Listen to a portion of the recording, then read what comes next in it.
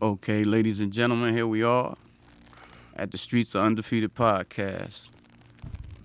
I got my man. Before we start, I got to say a moment of silence to two people.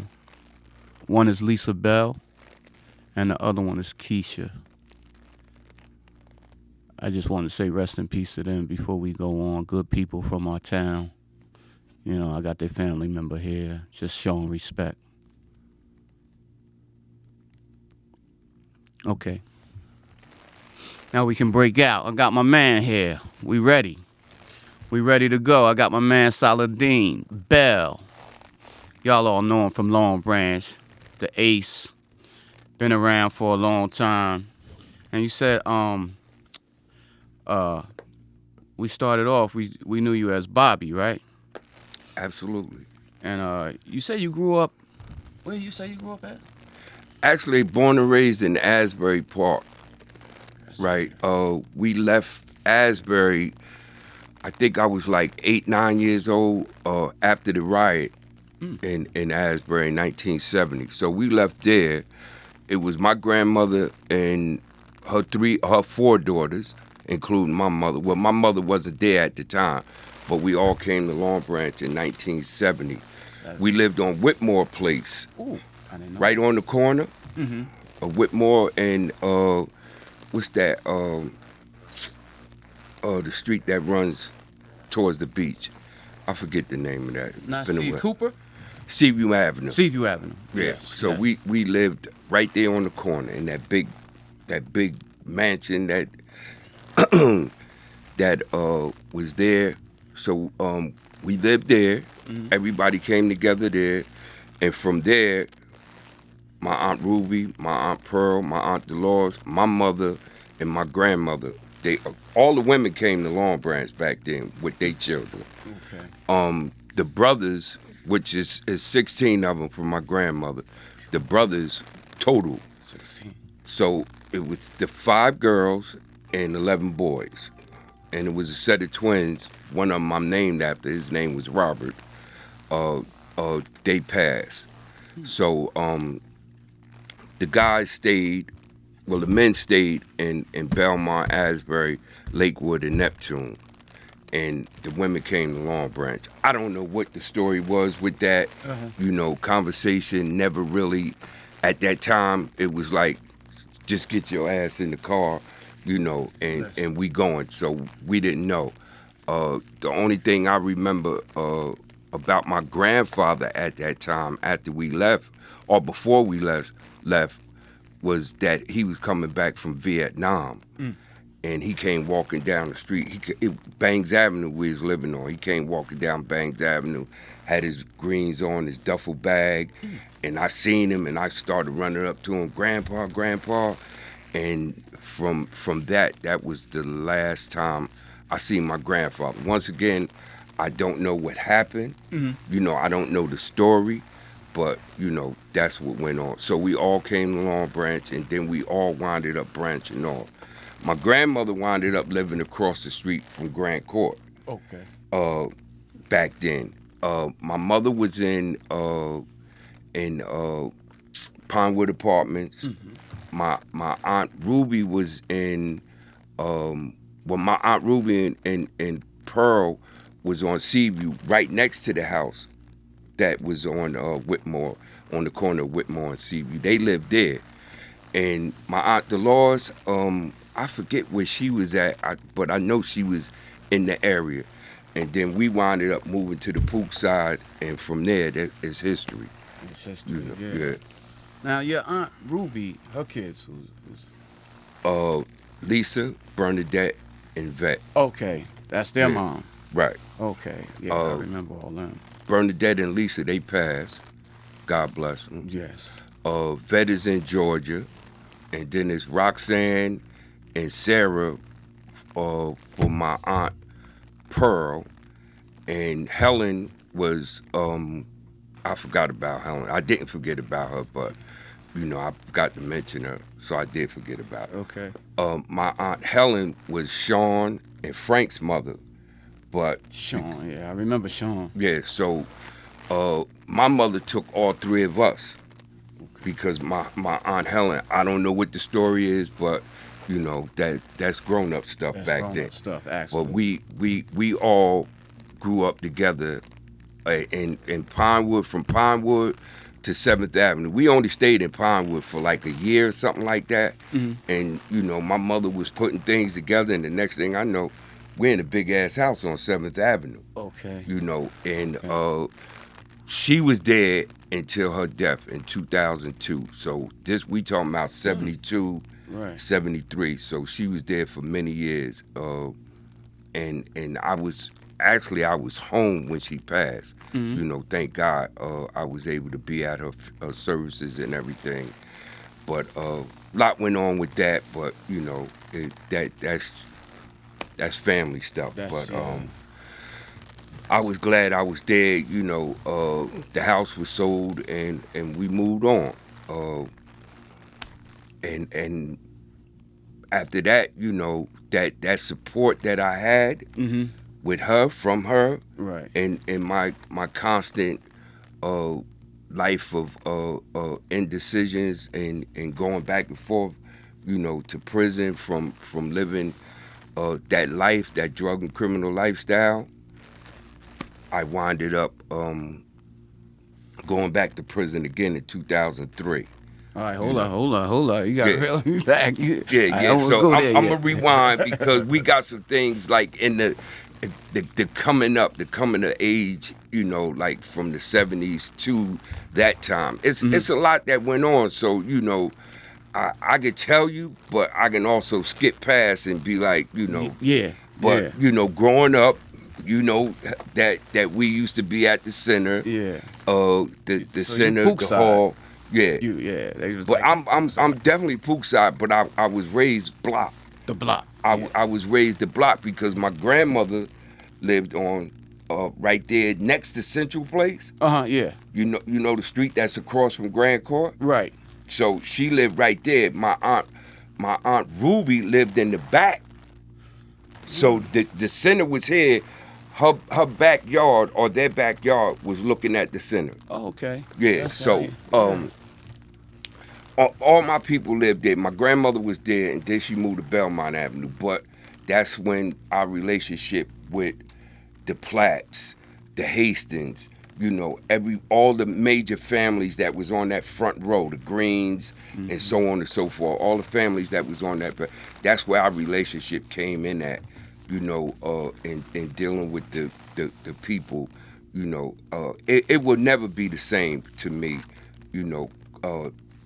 From the way I grew up in Long Branch. No. Yeah. The people, you know, even though we did bad things, they never seen us as bad people, Right. you know, because it's what we did. We did bad things, Mm-hmm. you know. So I'm gonna let you, you know, Nah, go. I want you to go. ask me the question because I know it's things, you I know. love it. I love it. But so your schooling. When did you go to Long Branch High School? I, You started in middle school. no, actually, yeah. I started in the ninth grade in That's when you Long came to Branch, Long junior Branch. high. Oh, Yeah, junior high. Okay. because of my terrible habits of you know, schooling or my jesters, being a jester in school, Mm-hmm. and things that I done in school, in Gregory School, because, Okay. you know, we Right. was on 7th Avenue. Right. I brought a knife to schools one time, and, you know, they was like, yo, this boy, there's something wrong with him. So they took me to court, and they was like, we're going to send you to a training school. So they sent me to a training school. Right. I went to the Skillman Training School for Skillman. boys. Yeah, you was telling me. You know, Okay. back in Right. '74, and from there, that's where I grew up at. Okay. I really grew up there because, you know, it wasn't no girls to impress with the kickballs. It wasn't no Laura Reeds. There wasn't no damn, I don't know. Damn, what's her name again? I'm gonna get back to that. But it was certain people that I wasn't trying to impress. Right. You know. Right.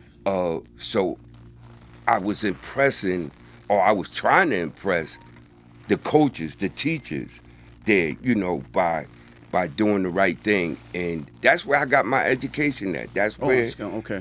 that's where I got all my education. When I'm talking about all my education, I'm talking about me being the sportsman that I was. The schooling.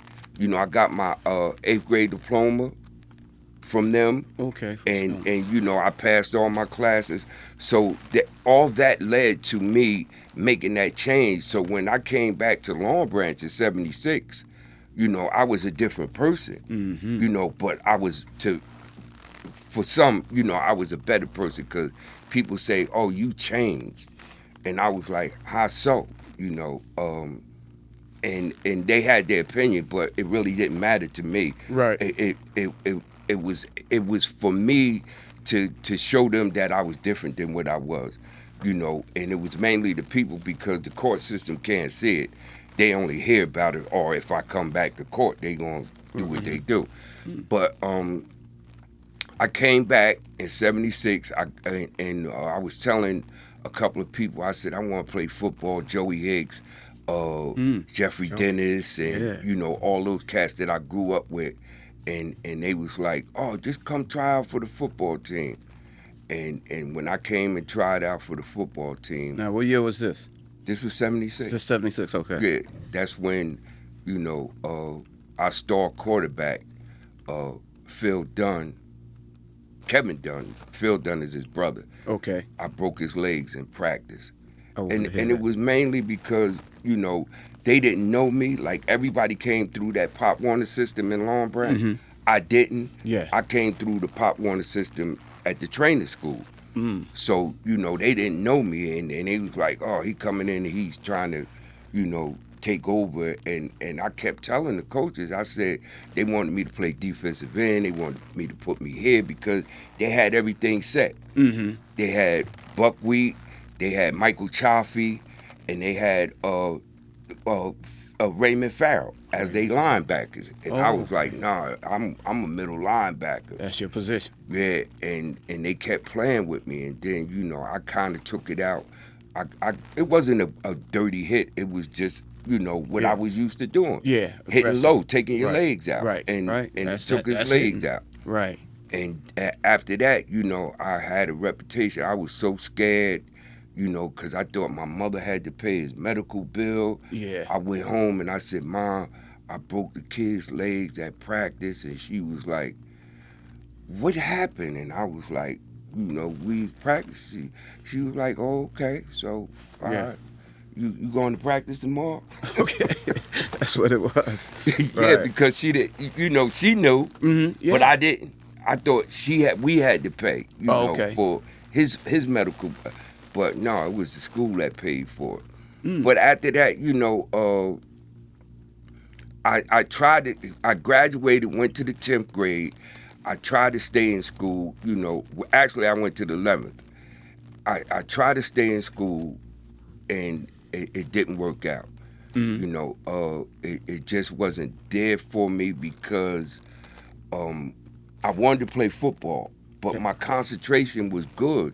I focused on everything when it was football season. Right. When football season was over with, I lost my focus, and they didn't know how to get me to get back to it as far as the schooling and everything. And it really affected me, and then my focus shifted to the streets. And then I started hanging out, and next thing you know, my mother said, "You got to get a job." And you remember we had the CETA program back then. CETA, yeah. So I had a CETA job, and then I stayed on with that job, and I quit school. Okay. That's one of the worst mistakes that I made, And from there, it went to the next thing and the other thing, and then that lifestyle, I just, got involved heavy in that lifestyle of the drug and criminal activity. I went from selling and using and doing all the things that put me in that position. Where now the next thing is jail. Jail. That's, Yeah. And that's where I was at, man. As a young kid, I was there. You did your first bid at what? 20. 20 years old? Yeah. I was in the county at 20. So we talking about 81. That I was in the county. That's when we all got caught up in that behind the center case. Okay. With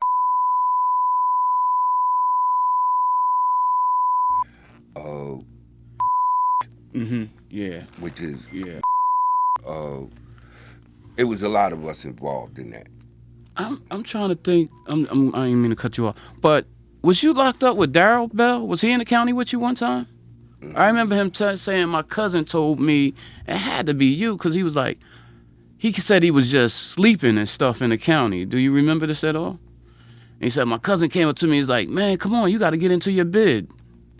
So it wasn't you. I thought it was you because you're always the one to come and help somebody and uplift people. So that's why I thought that was. And you always. Dal a little bit younger than me. Yeah. And actually, we not cousins. We just share the same last name. Okay, so it was somebody else. And I really didn't see him, in any of the bids that I did because the first two bids I went down on was murder charges. So, okay. I was in a different part of the jail than he would have been. The murder charge, I was charged with it. I ain't gonna say I went down on. I was charged with murder, and everything was resolved. And of course, I was exonerated from both of them. Both, okay. That's only when you have to wait and see, so people don't judge, and they're gonna judge no matter. Right. You know what I'm saying? Right. But in those cases, they both was different. It was 9 of us in 81 behind 81. the center. Yeah. And then it was 4 of us in 88 with Michelle Gillis. Right. I remember that. Yeah. And it's just that you get involved in something like that, or something happens where and all these was drug related. Mm-hmm. Both deaths was drug related. One was a robbery, and the other one was the use. I hate to say it, but people don't know the truth until they hear the truth. Until they hear the truth, exactly. And then they have their opinions about who you are and what you did, But once they know the truth, then they say, oh, because I had, like I was telling you last night, yeah, I had somebody come up to me, recently, and they recently passed, and they apologized to me. Right. Which was the best thing that I could have heard or hear good from somebody that had an opinion about me that was basically wrong. Didn't know. Right. But once she found out the truth, she came up and apologized to me. Wow. And that was my man's sister, and me and him was cool as hell, Him and my brother hung out, Jerome Meekins. Yeah. Yeah, Dutch. Yeah. Him and my brother Hoover hung out back in the day. Okay, so, Hoover, yeah. He had called, he had hit me on Facebook, saying whatever, but it was his sister, and he was like, she was like, I really apologize for what I've been hearing and then what I know. Right. And I kind of like blamed you, but now that I know the truth, I can't blame you. You can't, yeah. Yeah. And you know what? It kind of like, even though I didn't know that, but you always think that. Mm-hmm. Like, what do they know from what they don't know? Right. What are you thinking? What do they know from what somebody told them from what they don't know, which is the truth. Right. You know? Right. And it's something that, I made amends with a lot of people, from that. And like I told you last night, I even went and seen Miss Gillis when I came home from prison in '93 after that. And I the first day I was home, I went right to their apartment in Garfield Court. And I knocked on the door, and it was in the summer. Right. I knocked on the door, and she let me in. And she was like, how you doing, Bobby? And I explained myself. Right. And she, gave me her blessings and said, you know what? Wow. We not even going to go there. And that was it. Yeah. Yeah. And You know, a lot of people don't know that because I don't share that. Exactly. That was for me and her. Exactly. You know, that was for me and her, and you know, as long as she knew, that's what mattered to me, because the truth can only come from those that know, not from those that think they know. That's You know right. what I mean? That's right. That's exactly right, man. Yeah, that uplifted me when you was telling me last night. I was like, yeah, because you know, you had stories about this, stories about that. You know, people hating for no reason. They don't even know why they hating. Yeah, they hating because it's what they was told, and it forms an opinion, and it changes a perspective about a person. So you know, to some people I might be this, to other people I might be that. Right. But can I worry about that? Do I worry about it? Exactly. You know, not really. You know what I mean? Because I know where I'm at today. That's it. You know what I'm saying? And back then, I might not have, you know, thought about it because I was in it. You know what I'm saying? Right. I was, right. You know, we say when we're in prison, we in the belly, but I was in the shit. You know, Right. so being in that shit, you don't think about other shit. You thinking about the shit. You know what I'm saying? Exactly. And it just kept me, you know, in towards that. But in reality, my thinking was, I can't do this. This ain't me. I can't do this forever. Right. I know that. And when I got clean in 2003, by way of getting caught up in another case, that's where it started at. So you know, my story is this: in 2003, when I got arrested for that charge of selling somebody some drugs, I went to the county. I'm kicking, and somebody kicked me. And the thing is that, and when I say they kicked me, it was the reality kicked me. But the spirit spoke to me, and it said, you know, where you want to be when you turn 50? This is no lie. I heard it. You know, whether it was a subconscious a voice or a conscious voice. Yeah. You know, it just came out of nowhere. Where do you want to be when you turn 50? And I looked around, and I was in the cell by myself in Miami County Jail, 1 Waterworks Road, and I said, I don't want to be, you know, dead. I don't want to be in jail. I don't want to be homeless, and I don't want to be living with my aunt, because my aunt, you know, she cool, but, you know, that was Dolores. Oh, okay. But I was like, no, I don't want to be in that situation. So I made the decision, you know, that day, once I answered that question, because it was nothing else. It wasn't no response after that. Okay. So I guess I answered that question Right. for whoever asked me that question. And once I made that decision, I'm coming up on 23 years clean, working at the same job for the last 18 years at a drug program. And like I said, you know, it's ironic that somebody that lived that life for so long is now in the business of helping others that's going through that same struggle. Yes. You know, Yes. and that's the blessing for me, because now I see where I was at. Now I see and I understand where they're at.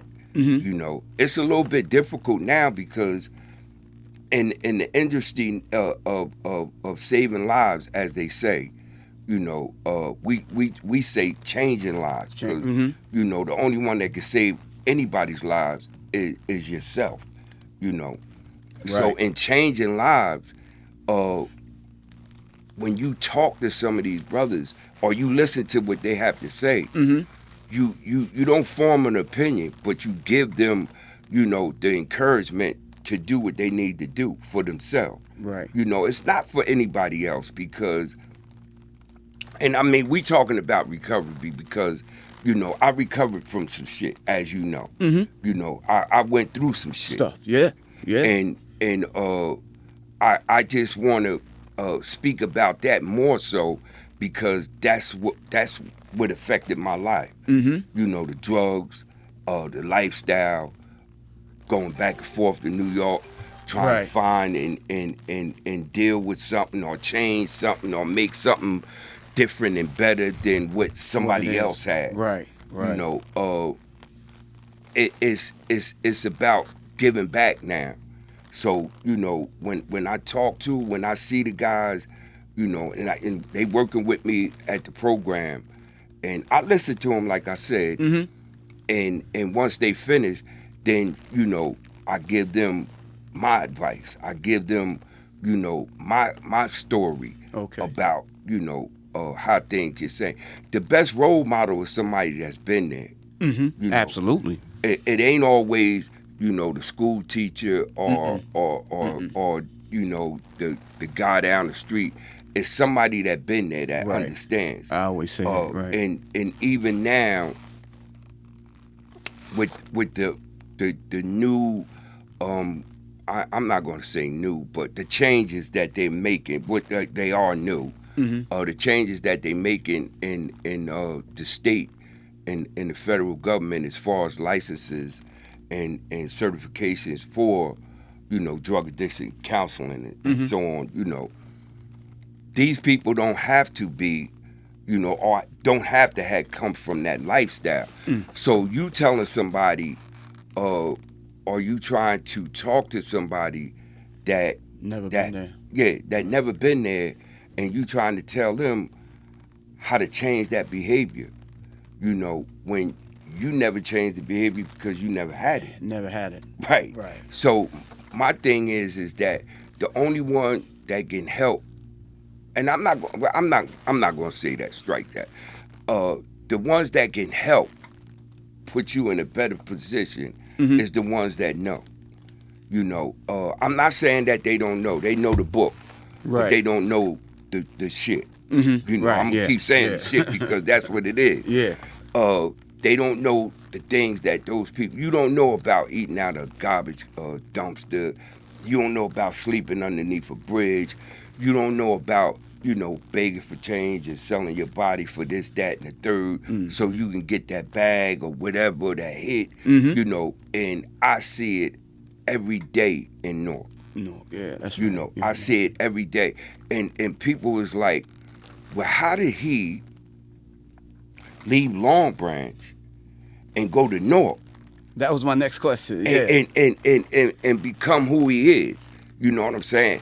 But it's not where you at. It's what you do doing with it. Yeah. You know, I believe. and because I was there, or because I came right here to Red Bank when I got paroled, January 27, 2007. And I told them people at that parole office right down the street that I will not be coming back to this town. And they said, well, where you going to be at? I said, I'm staying in North.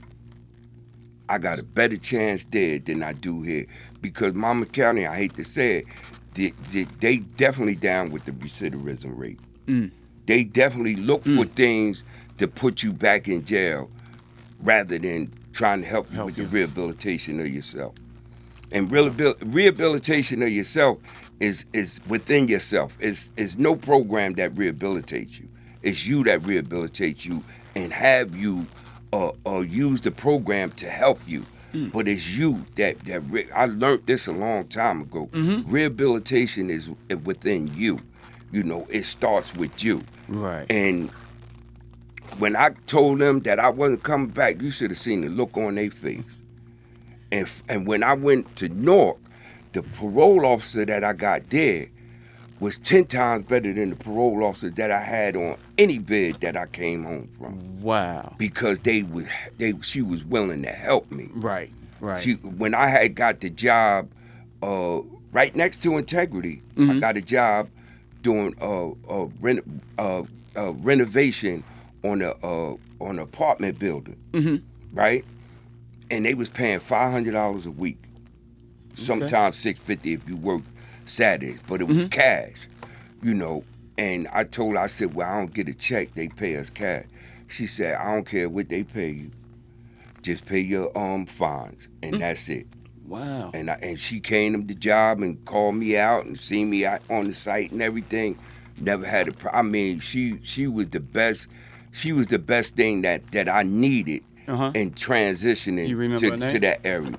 No, Miss Milano. Miss Milano. Okay. Miss Shout out to Miss Milano. Yeah, Miss Milano. Okay. And she was real down to earth, because I guess from dealing with the guys in North, for all those years, when she seen that, I was really trying, because I really didn't want to come back here.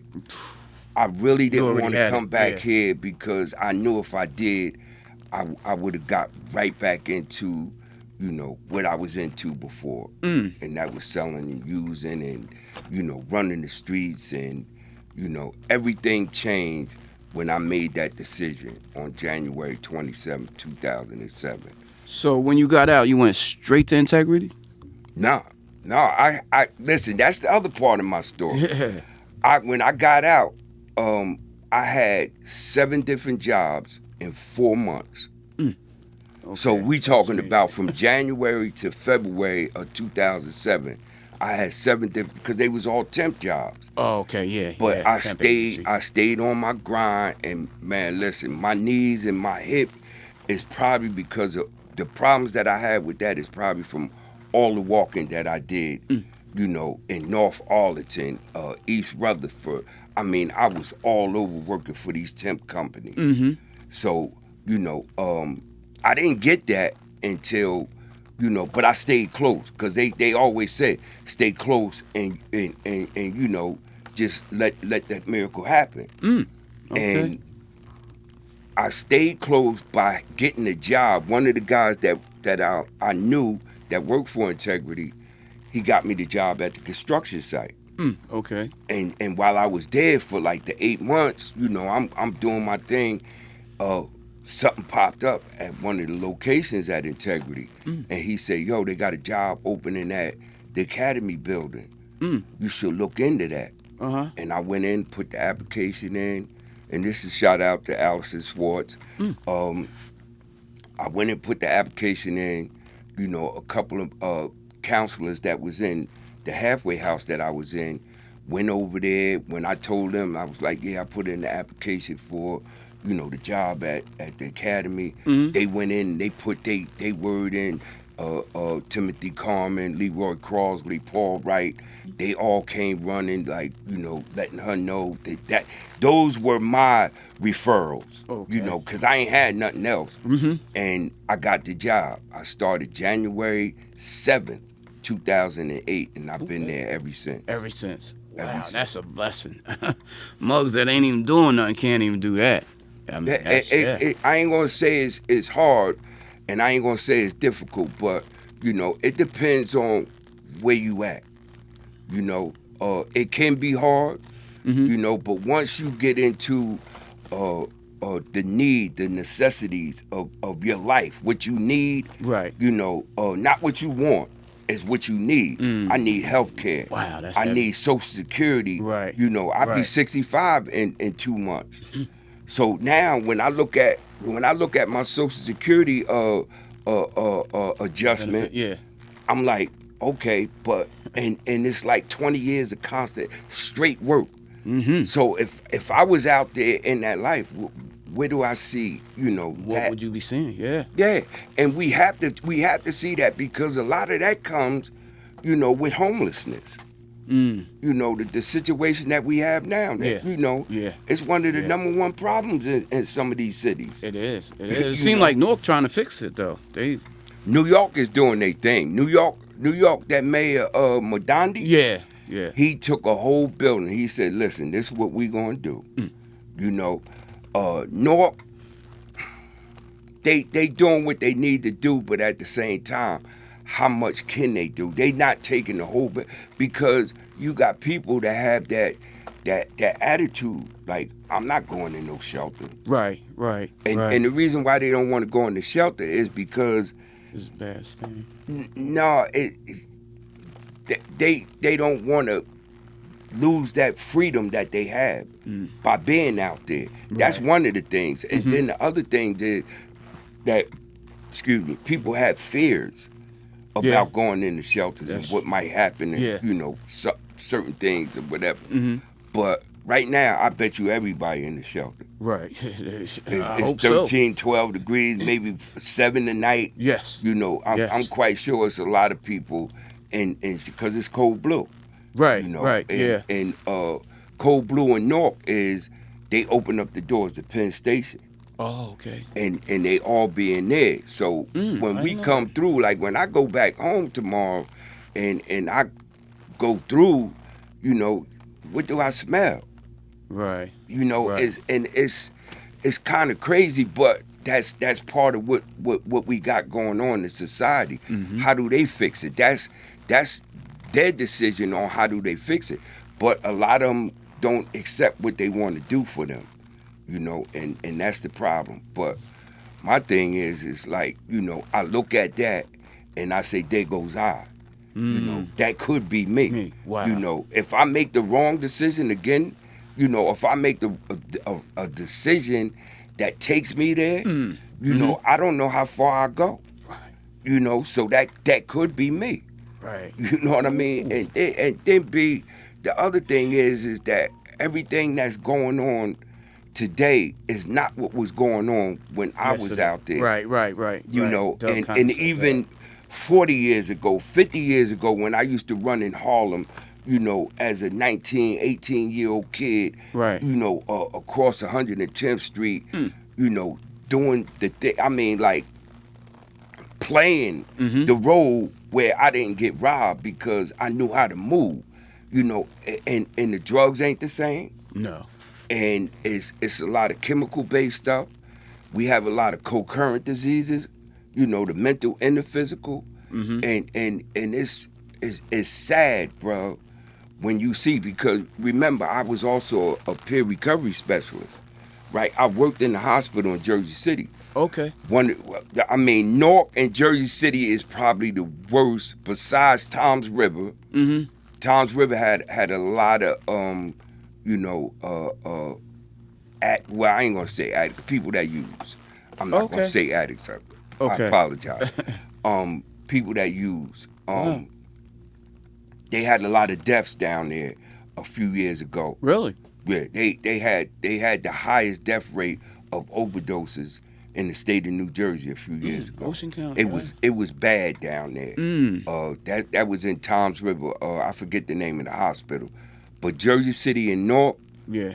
Listen, I worked in both hospitals. I worked in a lot of hospitals as a peer recovery specialist. Okay. Jersey City and Newark was the worst. I mean, I seen things, and you try to talk, because, you know, as a peer recovery specialist, you have to have 4 years clean to even be considered for that position. Wow. Okay. You know, you have to be, you know, at least cemented into your recovery to the point where they was like, okay, you know, he could talk to somebody and give them some hope. You know, and that's what my whole thing is. I give you my experience. I share my experience, strength, and hope with you. Right. You know, Right. I'm not one that go to the meeting and all that stuff. I did that. Yeah. But that's not my story. You know, my stories is jails and institutions. And that's what I want to go back to. That's why I stay on point with mine. Yes. You do. And I know that if I get back to that, the using, the selling, that's where it's gonna lead to. But when I worked at the hospital, the people that came through that I seen that you try to help, and some of them that you can't help because physically they need something else. Like you can't tell this person like, yo, you need help. No. You really need help because you know of they condition and they state of mind. You can't tell them that because they don't see that. No. They don't see that because of the addiction. You know, they use. Yeah. And They they might keep get offended, right? It ain't that they gonna get offended, but they don't understand, you know, the reality of what help you trying to give them. Right. You know, it's like you just coming at them because that's your job. You know, but the reason why I got fired is because I wanted to make sure that they got the help that I got. You know, and at the time I didn't think that things was going that way for some of them based on the way we did things. That's something that I keep to myself, but I don't go no further with it because I don't want to, burn my bridges when it comes to that type of employment, But it's just that you see it and you like, yo, bro, just call me, man, just call me, and they have phones. Right. They can communicate with you, but it's just the reality of what they want, and actually they don't know what they want, but you trying to tell them what they need, and they need to think about the change that's going to help them and put them in a better position. But it's addiction. It's addiction, and in addiction, when we recover, I said this when I received my award from the Masons, right? Yeah, that's right. That we recover from a lot of things. We not just recovering from the addiction of drugs. We have to recover our mental and physical being, our spiritual self. We have to recover our relationships, which is with family, children, friends, so on and so. We got to recover our financial situation, and that's what I just focused on as far as me being able to put myself in that position where my my Social Security adjustment is good now. Yeah. Because I thought about the recovery of that. If I didn't work, then how can I collect Social Security? That's right, bro. Most people that don't work, like most of these guys that's out there and gals that's out there using, they probably didn't work, or some of them did work, and they are getting some form of help, and they tend to give them the welfare or whatever, and it helps them out. But Right. When you like the first week, we in the first week of the month, right? Yeah, that's going. And you see what's going on, a lot of running around, and and it's always them, and you like, wow, But that's the reality. I'm in the worst place that people think addicts shouldn't be, but it's the best place for an addict. Wow. That has that made that decision, to turn his life around. You know what I mean? And the whole thing is that I see everything. I see it all. I see what's going on, and do I allow it to affect me to the point where, man, I think I'm gonna go ahead and try this. You know what I mean? It's never been that, bruh. I done walked past. I'm telling you, I live across the street. You been there when we used to have the jams back in the summer, or the 3-day festivals. Yeah. With, what's your boy Crazy Legs and them? Yeah. When they used to have the festival. Rocksteady and them, yeah. Yeah, the Rocksteady crew. Now they started off in North. When they first started that, they started off in North. Okay. That part is integrity area. That's integrity and cure. That's the Spanish drug program, and then the international drug program, which is integrity. Oh, okay. And they have 14 buildings total. 12 of them. No, 9 of them is in that park. Okay. And I live in one of them now. So when they have that festival every year, I just walk right across the street. You're right there. But during the pandemic in 2020, I had my second surgery on my knee. That's right. And when I was able to get around, now I had to go back to work after my therapy, right? And North was a ghost town.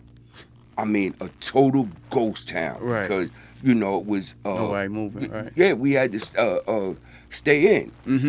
And I walked through that park. The only ones that was out in on the street, out and about, was the people that was in that life. Wow. And I seen more paraphernalia, needles, bottles, bags, in that park. It became their haven. Right. So, I walk through the gauntlet every day, of the trash of people using. Right. Right. And it never affected me. It never changed my mind. Right. And I say that to say this to people that, that might be tempted by something, that, you have to realize that, your temptation can be your downfall, but at the same time, you can divert it, or you can push it to the side and keep it moving one day at a time. You just can't run and think you're going to do everything in 1 minute. 1 hour is one day. To give yourself that day, Right. so you can go ahead and prepare yourself and keep it moving. And that's what it was for me. I'm not patting myself, because I know this. I have mad respect at my job. From the clients Right. to the employees. 18 years. Yeah. Yeah, and when they say how long you been there, 18 ain't really the number, because you become a integrity member when you first walk in the door. So I walked in 2006. So actually it's 20 years. Wow. Of going through the process. Right. Because I went through the therapeutic process at Integrity, and then I moved on. But I came from the program in the prison, which was, far worse than anything else. But it was good for me. When I say it's worse, there's no program worse than a program in the prison, because there's no deviation whatsoever. Everything is when you wake up in the morning, you program it. You know what I'm saying? Right. So when I got to the halfway house, after being in Southern State, when I got to the halfway house, I was like, I'm good. I felt that strength. I felt that glow around me, that, I was different from most because of where I came from. Right. What I went through. And them racist police down there, they tried you. I'm sure. Yeah. I'm sure. But what was that like in there? It was a learning. It was a challenge, and it was a learning experience, and it challenged my emotions, and my reaction, and it taught me a lot of things, that don't react, because I had this sergeant. She was the most racist woman that I knew or I came across in the system, not on the street, but in the system. And she tried me, because their whole thing is to defeat you. Right. To break you down and to put you in chains. Just like they did our ancestors when they put them in chains as slaves.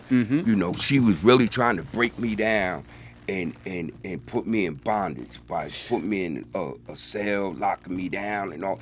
But the whole thing, I'm here to get help. And you trying to divert me from that by instigating with your racist mentality. Right. But I got past that. I got past that, and I got through that. 9 months, graduated, left out of there, top of the house, everything. So all she did was push me to do better. Right. And to become better, and that led me to be better today. As I sit here today with you. Right. I'm better off. As I tell people, right? And this is a big one right here. This is a big one right here, B. Because a lot of people say, I think I'm better now. Yeah. Because of where I'm at. What I have, what I do, all that, as a photographer, having my own business, doing my own thing. Yes. Having the luxury to go in the bank account and take out a couple of dollars if I need it. That's because I saved, and I was blessed with the job that I got, yes, and the position that job put me in, which was the superintendent of a building, right, a 24 unit apartment building. Okay. And I was given an apartment. I live rent free, so I really don't have no bills. But I've been able to save a lot and do little with it. But people have said, getting back to my point, was I think I'm better. You know, oh, he think he's better. And I heard it, and sometimes, B, you can see it on their face. When you come up to them, you know, like when I come down here, it's always for, you know, either a party, right, or a service. You know, I hate to say it, just like the day Miss Brown, God bless her, you know, I came for her service. But it's all, and that's when we usually see everybody, because the service is the party. Yeah. You know what I mean? Because we don't have the parties that we used to have before, you know, the oldies but goodies and things like that. Right. You know, and I don't know why, I don't know what the mentality is, but, you know, when I see people and I walk up to them and I say, what's up? Or they say, what's up? And I can look at their expression. You know, you learn how to read people. You know what I'm saying? Either from their stance or their facial. And I learned how to read people, and I'm like, okay, we go. You can see it from across the room. Absolutely, because, you know, people will be, you know, side-eyeing you and like, oh, this motherfucker. You know, listen, I dress, you know, my mother, my brother, Hoover, I'm a dresser based on what I learned from my mother. And my mother was the approval of how I went out of that house when I was a teenager. Right. Boy, go upstairs, take that off. That don't look right. You know what I mean? Right. And my brother Hoover, he was like, nah, bro, you gotta do better than that. So I learned how to dress, and you know, I'm a dress not to impress you, but to impress myself. Right. You know what I mean? So does that make me better? Getting back to that point, because that's what people say. Oh, he think he better. So my thing is, my comeback is, I don't think I'm better, but I'm better off. You know, I'm better off not being where I was and where I could continue to go if I was doing what I'm doing or what you doing right now. Yeah. You know, and they would love to see you like that. I believe that. Yeah, you know, absolutely. Because I'm quite sure there is some that say, you know, I give them a year. I give them this. But see, they wondered, you know, like, and I know it happened. You know, I hate to say it, man, because I don't want to be negative about anything or anybody. But I know people have been negative about me. Yeah. You know what I mean? Because of what I've done and what I've been through. You know what I mean? But at the same time, why be negative? I mean, the whole thing with us, and I'm talking about black people, is that we're not uplifting of one another. No. We always trying to, you know, compete. But we always trying to hold somebody down or bring somebody down, and it's sickening to the point where even today, like I seen a post today. And this sister, she an activist, and she said that we're not African Americans. And I wanted to say this because, you know, it raised the point about who we are and how we identify. Because we're not African Americans, we're Black Americans, right? Because that's what we identify with. You know, what's on the application is Black and African. So is we talking about the Africans that came here or the Africans that was here? Right. You know what I mean? Right. But it's so much, and by us identifying with a certain a stigma, you know, or identifying with a certain ethnic group, right? Yeah. You know, does it change, you know, the way we are? Because we don't stick together. Right. Is my point. We don't stick together. No. If we African or we Black, we still don't stick together. You know, we always had this problem, man, and I don't understand it. That, you know, here we go again with this shit. Yeah. You know, exactly. Here we go again with this shit. Yeah. You know, like why he over here, or why they moving over here, or, you know, whatever the case may be. But like, I don't get it. You know, when is it going to change? And it's like they say, if we were to stick together, if we was to stick together Right. and put our minds together and put our abilities together, we'd be the most powerful people on this planet. Even the money that they say. You see what they doing in Yeah. Africa now What's with the African name, Burkina Faso, Milan, what was the other one? Niger. All those countries took back their countries okay. from the French, which is, French, okay, you know, yeah. they just as worse as America. Yeah. You know, they Colonized, colonized and whatnot. yeah. But they did Africa, you know. Mm-hmm. America did South America and North America Yeah, and places like that in America. Because I think they tried that with Haiti. They wasn't having it. Yeah, French, French. yeah. The French. That was the first country to get rid of or to exile the French.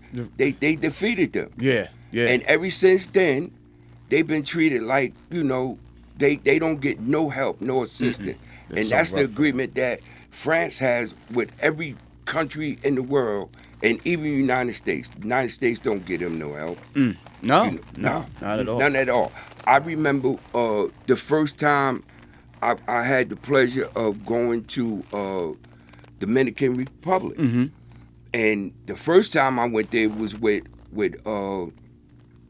Timmy Bland, Smiley, for his wedding. Mm-hmm. And when we went over there, you know, I'm curious, you know, because now I'm starting to grow Right. on the intellectual tip and knowledge. Right. And you know, you see the dark-skinned, you know, Haitians that's working around, you know, doing certain things at the resorts.